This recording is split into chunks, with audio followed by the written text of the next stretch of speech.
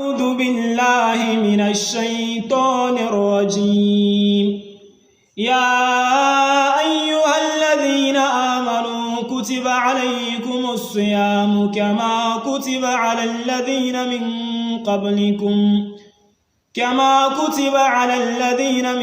قبلكم لعلكم تتقون. يا أيها الذين آمنوا لا تتولوا قوما غضب الله عليهم قد يئسوا من الآخرة كما يئس الكفار من أصحاب القبور. يا أيها الذين آمنوا عليكم أنفسكم لا يضركم من ضل إذا اهتديتم إلى الله مرجعكم جميعا فينبئكم بما كنتم تعملون. يا أيها الذين آمنوا اتقوا الله وآمنوا برسوله يؤتكم كفلين من رحمته ويجعل لكم نورا تمشون به ويغفر لكم والله غفور رحيم. يا أيها الذين آمنوا إذا ضربتم في سبيل الله فتبينوا ولا تقولوا لمن ألقى إليكم السلام لست مؤمنا تبتغون عرض الحياة الدنيا فعند الله مغانم كثيرة كذلك كنتم من قبل فمن الله عليكم فتبينوا إن الله كان بما تعملون خبيرا. يا أيها الذين آمنوا لا تقدموا بين يدي الله ورسوله واتقوا الله إن الله سميع عليم. يا أيها الذين آمنوا لا تحلوا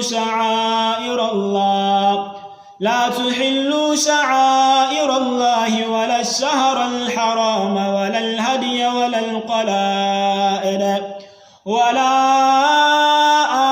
آمين البيت الحرام يبتغون فضلا من ربهم ورضوانا وإذا حللتم فاصطادوا ولا يجرمنكم شنآن قوم أن صدوكم عن المسجد الحرام أن تعتدوا وتعاونوا على البر والتقوى ولا تعاونوا على الإثم والعدوان واتقوا الله إن الله شديد العقاب.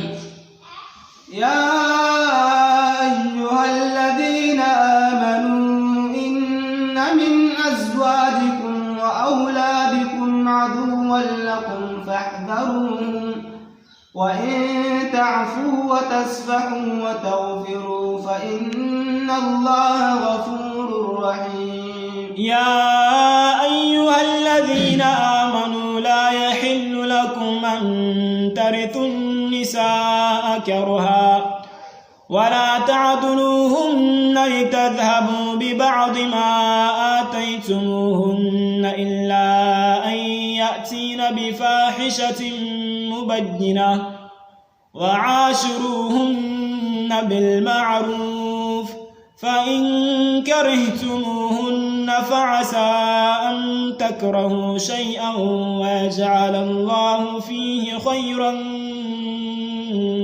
كثيرا.